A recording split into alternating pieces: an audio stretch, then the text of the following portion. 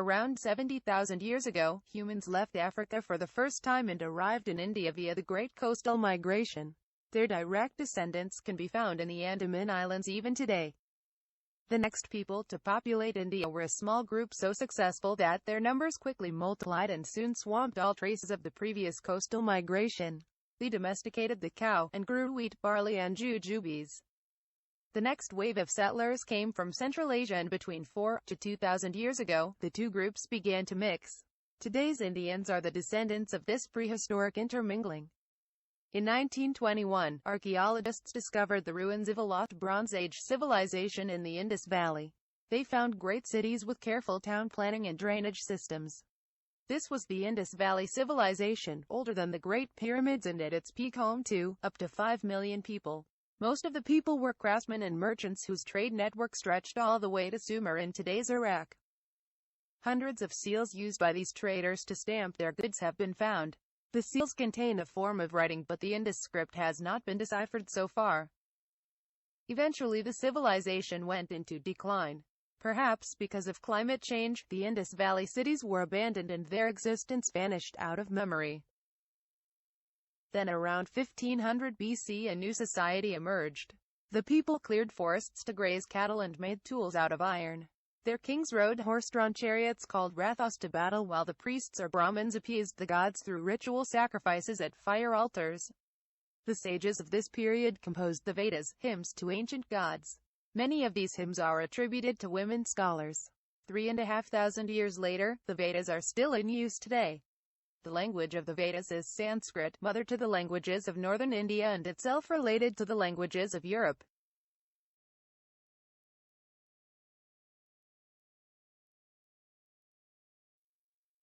Vedic India stretched from the Hindu Kush to the plains of the Ganges and was divided into many kingdoms and republics.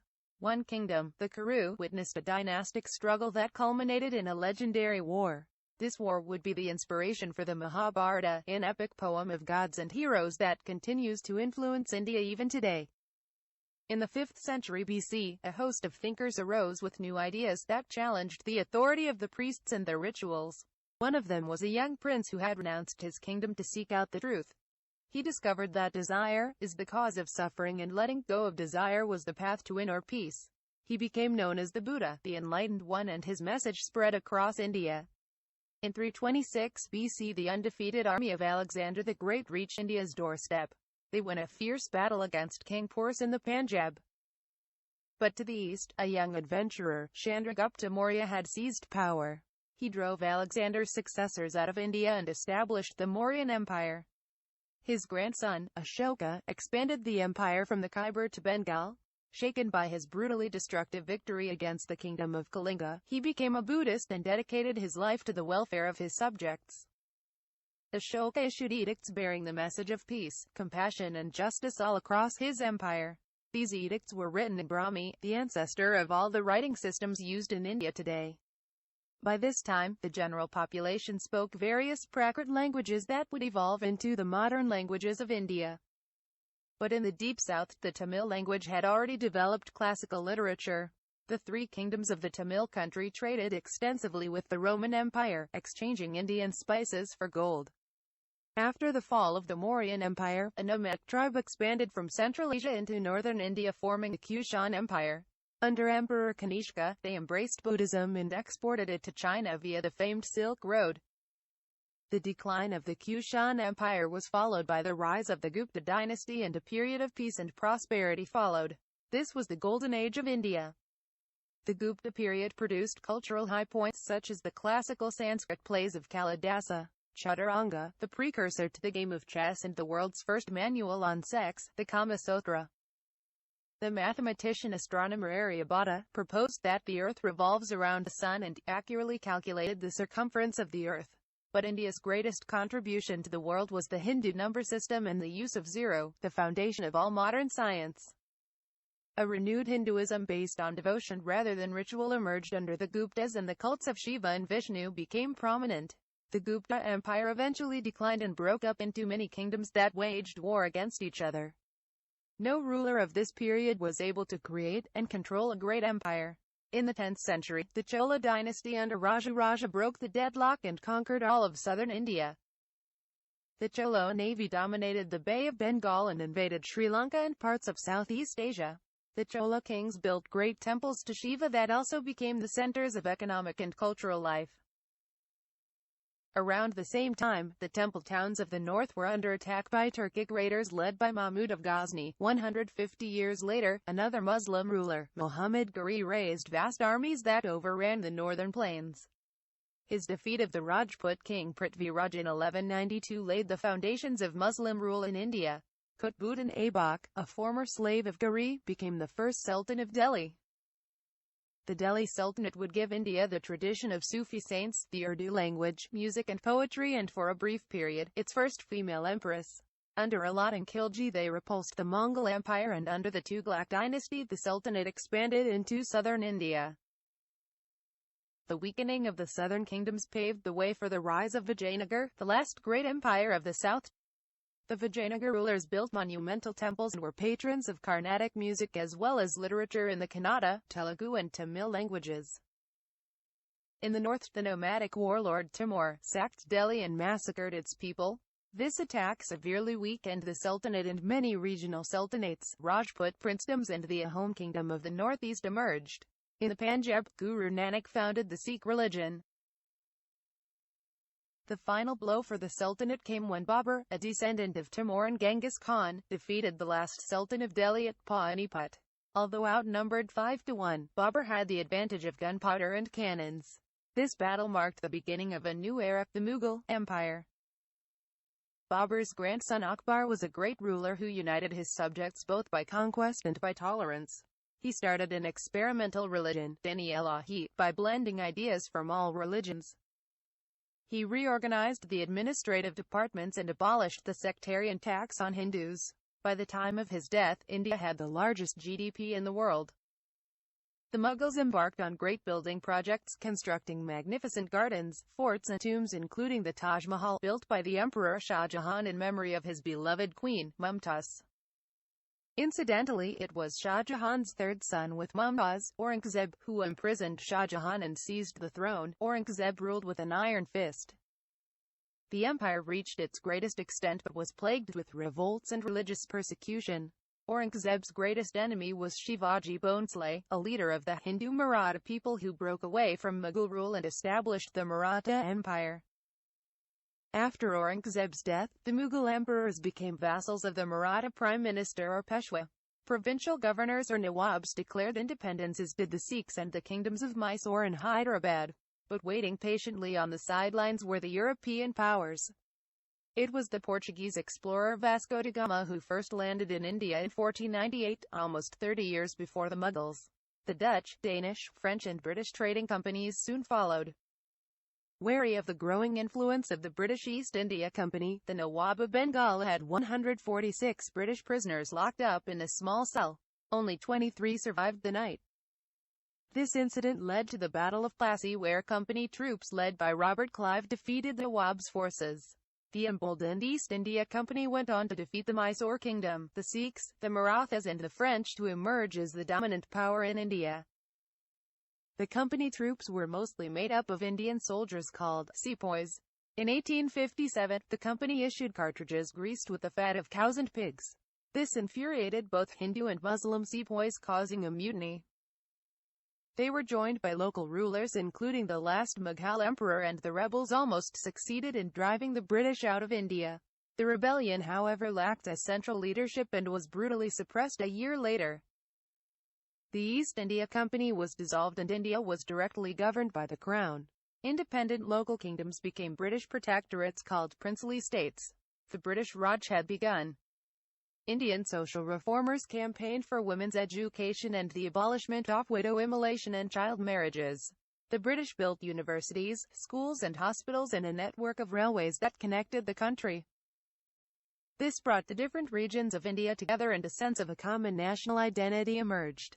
But all of this came at a heavy price. India was made to grow cash crops like indigo, tea and cotton, which were processed into finished goods in Britain only to be dumped back into Indian markets. Millions died in famines as food was diverted to supply Britain's war efforts in Europe. India's share of world GDP fell from almost 23% in 1700 to less than 4%. The Indian National Congress was first formed to obtain a greater share in the government for Indians, but faced with opposition from the British, the party began campaigning for total independence. In 1919, British troops opened fire on a peaceful gathering at Jallianwala Bagh in the Punjab, killing at least 379 men, women and children. This event triggered a nationwide movement for independence. Although there were attempts at armed revolution, India's freedom struggle would be marked by the nonviolent resistance led by Mahatma Gandhi. When World War II broke out, Britain declared war on India's behalf and sent 2 million Indians to battle. Subhash Chandra Bose's army of Indian prisoners of war, raised with German and Japanese help, unsuccessfully tried to challenge Britain's hold on India. But the war in Europe had diminished Britain's economic and military strength to control India, and India finally became independent on 15 August 1947.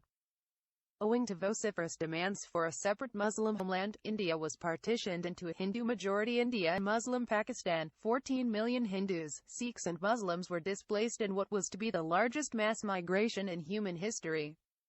Thousands would die in violent riots along the way. Under Jawaharlal Nehru, the first Prime Minister, India adopted a mixed socialist economy and chose to remain non-aligned in the Cold War. B.R. Ambedkar wrote India's constitution, the longest in the world, which declared India to be a secular democratic republic. Sardar Patel led the integration of 565 princely states into the Union of India. Disputes over the Himalayan border escalated into a war with China, in which the ill-prepared Indian forces were defeated. India and Pakistan went to war over the Kashmir region in 1965. This time, India prevailed. Pakistan launched another attack on India in 1971, but was defeated again and forced to grant independence to Bangladesh.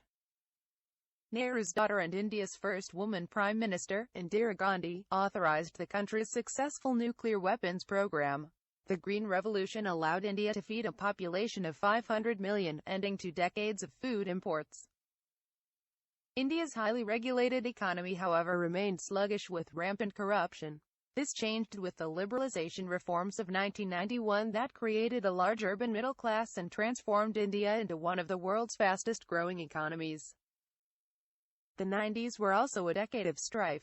A militant insurgency started in the Muslim-majority Kashmir region. Communal violence erupted across India when a Hindu mob demolished a mosque built by Babur on the site believed to be the birthplace of the Hindu god Rama. In 1998, both India and Pakistan conducted nuclear weapons tests. The next year, India repulsed Pakistan's attempt to infiltrate Kashmir in the Kargil War, the only instance of direct conventional warfare between nuclear states. Peace still continues to elude the two nations. India welcomed its billionth baby in May 2000, and is expected to become the world's most populous nation by 2022. In December 2016, India's GDP surpassed that of Britain for the first time in 150 years, making it the 6th largest in the world. However, problems like the black market economy, domestic insurgencies and economic inequality still persist. Today, India is a member of the G20 and BRICS and is campaigning for a permanent seat on the UN Security Council. India's Prime Minister Narendra Modi has launched a crackdown on corruption and red tape and seeks to increase India's geopolitical clout. Indian movies, food and spiritual teachings reflect India's growing soft power, as does a large and prominent Indian diaspora population. So, this was the history of India. If you liked this video, please check out the other videos we made. Click the subscribe button if you want to see more videos on history, languages and cultures. Thanks for watching Brief Histories.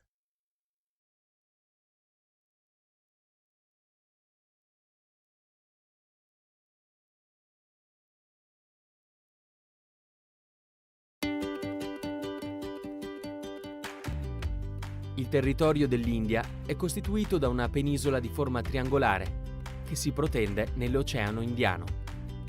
Al suo interno si distinguono 3 grandi regioni naturali. La prima, a nord, è costituita dalle catene montuose dell'Himalaya e del Karakoram. Al centro si estendono le fertili pianure alluvionali, formate dai fiumi Gange e Brahmaputra. A sud si trova l'altopiano del Deccan, delimitato a est e a ovest da rilievi montuosi, i Ghati orientali e i Ghati occidentali. Quasi tutto il territorio indiano ha un clima equatoriale, con estati calde e inverni miti. I monsoni sono venti che invertono la loro direzione ogni 6 mesi e dividono l'anno in 2 periodi, stagione delle piogge e stagione secca. L'India è il secondo paese al mondo per numero di abitanti dopo la Cina. Si parlano circa 800 fra lingue e dialetti locali, ma le lingue più utilizzate sono l'hindi e l'inglese. Nuova Delhi è la capitale e la città più popolosa dell'India. È costituita da un centro più antico, Delhi, e da uno più moderno, Nuova Delhi, costruita dagli inglesi durante il periodo coloniale. Mumbai, prima chiamata Bombay, è la città con il principale porto commerciale indiano. Vi hanno sede molte industrie e banche. Calcutta è la capitale dello Stato federato del Bengala occidentale. Bangalore si trova nel sud dell'India e si distingue per i suoi poli di tecnologia avanzata e per i centri di ricerca aerospaziale. Chennai, un tempo chiamata Madras, è la capitale dell'industria automobilistica indiana e lì hanno i loro stabilimenti le multinazionali del settore. Varanasi, o Benares, è una meta rinomata per la sua spiritualità. È qui che i fedeli vengono a bagnarsi nelle acque sacre del Gange. L'agricoltura, diffusamente praticata, è sempre stata il settore più importante dell'economia indiana. Ma il paese è dotato di impianti industriali in continuo sviluppo. Anche le risorse minerarie non mancano e la più importante fonte energetica è il carbone. In India sono in forte crescita il settore informatico e i servizi ad alta tecnologia. L'industria cinematografica, Bollywood, concentrata a Mumbai, è al primo posto nel mondo per numero di film prodotti. Anche il turismo è in pieno sviluppo. Con la sua storia, la sua arte e la sua spiritualità, l'India attira milioni di visitatori. Fra le sue attrazioni spicca il Taj Mahal. Si trova ad Agra, nell'India settentrionale. L'imperatore Moghul Shah Jahan, alla morte della moglie, fece costruire questo edificio per raccogliere le sue spoglie.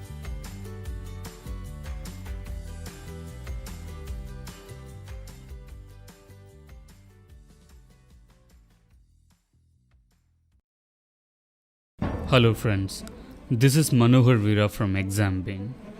People from all over the world were always crazy about India and its wealth, tradition and knowledge. The Aryans came from the Central Europe and settled down in India. The Persians, followed by the Iranians and Parsis, immigrated to India. Then came the Mughals and they too settled down permanently in India. But the French and British people came by 17th century, colonized India by grabbing the full control of almost all territories across India. Britishers had ruled India for nearly 200 years. In this session, we are going to see about the timeline of freedom struggle after foundation of the Indian National Congress. The Indian National Congress was formed in 1885 by A.O. Hume, an Englishman and a retired civil servant. First session was held in Bombay under W.C. Banerjee in 1885 with 72 delegates. The party was quite moderate in its approach and confided in British justice and generosity during its first 2 decades. But the repressive measures of the British gave rise to extremists within Congress like Bipin Chandra Pal, Bala Gangadhar Tilak and Lala Lajpat Rai, who are known popularly as Lal, Bal, Pal. Partition of Bengal is carried out by Lord Curzon on October 16, 1905. through a royal proclamation reducing the old province of Bengal in size by creating East Bengal and Assam out of rest of Bengal. The objective was to set up a communal gulf between Hindus and Muslims. A mighty upset swept the country against the partition. National movement found real expression in the movement against the partition of Bengal in 1905. Lala Lajpat Rai, Bal Gangadhar Tilak, Bipin Chandra Pal and Aurobindo Ghosh played the important role in 1905's Swadesi movement. Indian National Congress took the Swadesi call first at Banaras session by 1905, presided over by G.K. Gokhale. Foreign goods were kept on fire at various places. Muslim League founded in 1906 under the leadership of Aga Khan, Nawab Salimullah of Dhaka and Nawab Mohsin ul Mulk. It was a loyalist, communal and conservative political organization which supported the partition of Bengal, opposed the Swadesi movement, demanded special safeguards to its community and a separate electorate for Muslims. In December 1906, at Calcutta, the Indian National Congress under Dadabhai Naoroji adopted Swaraj, that is self-government, as the goal of Indian people. The Indian National Congress split into two groups, the extremists and the moderates, at the Surat session in 1907. Extremists were led by Bal Pal Lal, while the moderates by G.K. Gokhale. Besides other constitutional measures, Indian Councils Act or Minto-Morley reforms created a separate electorate for Muslims in 1909. The reform aimed at dividing the nationalist ranks and at rallying the moderates and the Muslims to the government side. Gadar Party was formed by Lala Hardayal, Taraknath Das and Sohan Singh Bhakna in 1913. The headquarters of the party was at San Francisco. Home Rule movement started by P.G. Tilak by April 1916 at Pune and Anni Besant and S. Subramania Iyer at Adayar, Chennai by September 1916. His objective is self-government for India in the British Empire. Tilak linked up the question of Swaraj with the demand for the formation of linguistic states and education in vernacular language. He gave the slogan, "Swaraj is my birthright and I will have it." Lucknow Pact happened following a war between Britain and Turkey, leading to anti-British feelings among Muslims in 1916. Both Indian National Congress and Muslim League concluded this pact. The Congress party had accepted the separate electorates and both jointly demanded for a representative government and dominion status for the country. After the Lucknow Pact, a British policy was announced by 1917 which aimed at increasing association of Indians in every branch of the administration for progressive realization of responsible government in India as an integral part of the British Empire. This came to be called the August Declaration. Rowlatt Act, brought by March 18, 1919, gave unbridled powers to the government to arrest and imprison suspects without trial for 2 years maximum. This law enabled the government to suspend the rights of habeas corpus, which have been the foundation of civil liberties in Britain. The act caused a wave of anger in all sections across the nation. It was the first countrywide agitation by Gandhiji and marked the foundation of the non-cooperation movement. People were agitated over the arrest of Dr. Kichlu and Dr. Satyapal. On April 13, 1919, General O'Dwyer fires at people who assembled in the Jallianwala Bagh, Amritsar. As a result, hundreds of men, women and children were killed and thousands injured. Rabindranath Tagore returned his knighthood in protest. Sri Shankaran Nair resigned from Viceroy's Executive Council after this. Hunter Commission was appointed to inquire into it. On March 13, 1940, Sardar Udham Singh killed General O'Dwyer when the latter was addressing a meeting in Coxton Hall, London. Muslims were agitated by the treatment done with Turkey by the British in the treaty that followed the First World War. Two brothers, Muhammad Ali and Shaukat Ali, started the Khilafat movement by 1920. Non-cooperation movement was the first mosque-based political movement under Gandhiji. Congress passed the resolution in its Calcutta session in September 1920. A mob of people at Chauri Chaura near Gorakhpur clashed with police and burnt 22 policemen on February 5, 1922. This compelled Gandhiji to withdraw the non-cooperation movement on February 12, 1922. Simon Commission was constituted under John Simon by 1927 to review the political situation in India and to introduce further reforms and extension of parliamentary democracy. Indian leaders opposed the commission as there were no Indians in it. The government used brutal repression and police attacks to break the popular opposition. At Lahore, Lala Lajpat Rai was severely beaten in a lathi charge. On December 19, 1929, under the presidency of Jawaharlal Nehru, the Indian National Congress at its Lahore session declared Purna Swaraj, complete independence, as its ultimate goal. On December 31, 1929, the newly adopted tricolour flag was unfurled, and January 26, 1930 was fixed as the first Independence Day was to be celebrated every year. In remembrance with this only, Indian Republic Day is celebrated by January 26.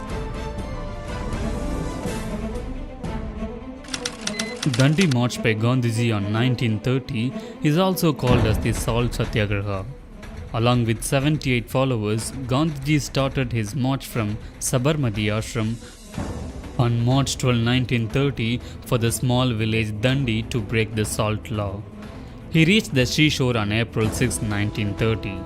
He picked a handful of salt and inaugurated the civil disobedience movement.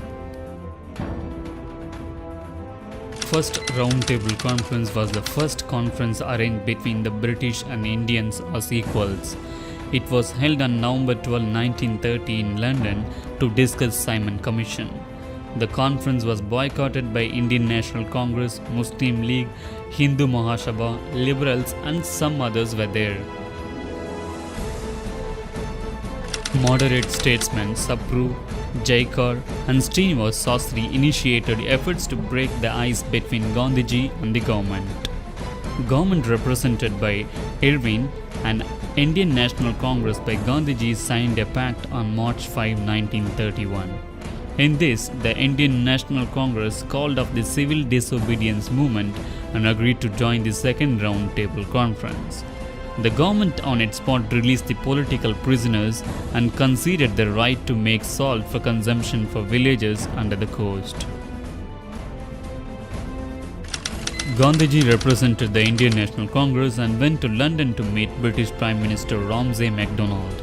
However, the session was soon deadlocked on the minorities issue, and this time separate electorates was demanded not only by Muslims but also by depressed classes, Indian Christians and Anglo-Indians.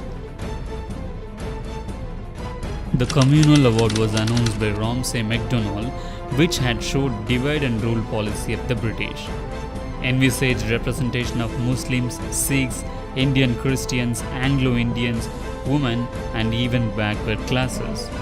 Gandhiji, who was in Eravada jail at the time, started a fast unto death against it. After the announcement of communal award and subsequent fast of Gandhiji, mass meeting took place almost everywhere. Political leaders like Madan Mohan Malviya, B.R. Ambedkar and M.C. Raja became active.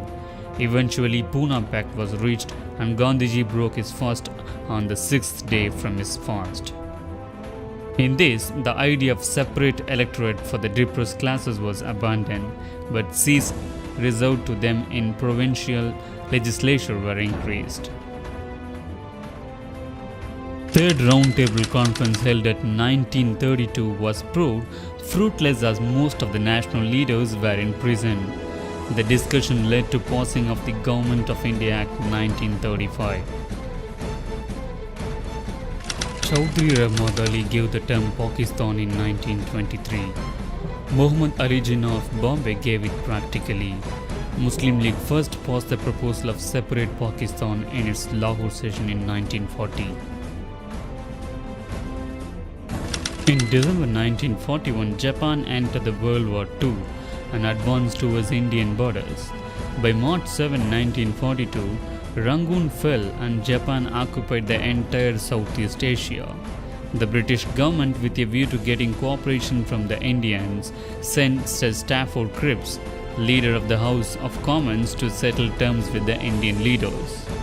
He offered a draft which proposed Dominion status to be granted after the war. The Congress party had rejected that, and it didn't want to rely upon future promises. Gandhiji termed it as a post-dated check in a crashing bank. The resolution for the Quit India movement was passed on August 8, 1942 at Bombay. Gandhiji gave the slogan, "Do or die." On August 9, the Congress was banned and its important leaders were arrested. The arrest provoked anger among the masses, and there being no program of action, the movement became spontaneous and violent. Violence spread throughout the country. However, the movement was crushed. The Indian National Army was founded by Rash Bihari Bose with Captain Mohan Singh. Subhash Chandra Bose secretly escaped from India in 1941 and reached Berlin in Germany. In July 1943, he joined the Indian National Army at Singapore. There, Rash Bihari Bose handed over the leadership to him. The soldiers were mostly raised from Indian soldiers of the British Army who had been taken prisoners by the Japanese after they conquered Southeast Asia. Two Indian National Army headquarters were Rangoon and Singapore. Indian National Army had 3 fighting brigaders named after Gandhiji, Azad and Nehru. Rani Jhansi Brigade was an exclusive women force. The struggle for freedom entered a decisive phase in the year 1945-46. The new Labour Party Prime Minister Lord Attlee made a declaration on March 15, 1946 that British Cabinet Mission comprising of Lord Pethick Lawrence as chairman, Sir Stafford Cripps and A.V. Alexander will visit India. The mission held talks with the Indian National Congress and Muslim League to bring about the acceptance of their proposals. On May 16, 1946, the mission put towards its proposals. It rejected the demand for separate Pakistan and instead a federal union consisting of British India and the princely states was suggested. Both Congress and Muslim League were accepted it. Based on the cabinet mission plan, an interim government consisting of Congress nominee was formed on September 2, 1946. Jawaharlal Nehru was its vice president and the Governor General remained as its president. Jinnah was alarmed at the results of the elections because the Muslim League was in danger of being totally eclipsed in the Constituent Assembly. Therefore, Muslim League withdrawn its acceptance of the Cabinet Mission Plan on July 29, 1946. It passed a direct action resolution which condemned both the British government and the Congress. It resulted in heavy communal riots. Jinnah celebrated Pakistan Day on March 27, 1947. The Constituent Assembly met on December 9, 1946 and Dr. Rajendra Prasad was elected as its president. On June 3, 1947, Lord Mountbatten put forward his plan which outlined the steps for the solution of India's political problem. The outlines of the plan were: India to be divided into India and Pakistan. Bengal and Punjab will be partitioned. there would be a separate constitutional assembly for Pakistan to frame its constitution. The princely states would enjoy the liberty to join either India or Pakistan or even remain independent. August 15, 1947 was the date fixed for handing over power to India and Pakistan. The British government passed the Indian Independence Act of 1947 in July 1947, which contained the major provisions put forward by the Mountbatten Plan. All political parties accepted the Mountbatten Plan. At the time of independence, there were 562 small and big princely states in India. Sardar Vallabhbhai Patel, who was the first Home Minister, used iron hand in this regard. By August 15, 1947, all these states, with a few exceptions like Kashmir, Hyderabad and Junark, had signed the instrument of accession. All of the remaining princely states along with Goa and Pondicherry also added to the Indian territory in later years. Hope you got a glimpse of the timeline between formation of Congress Party and till the independence of India. Out of all these movements against the Britishers, comment which one you think was very powerful. Do subscribe to our channel to get more videos like this. Thank you.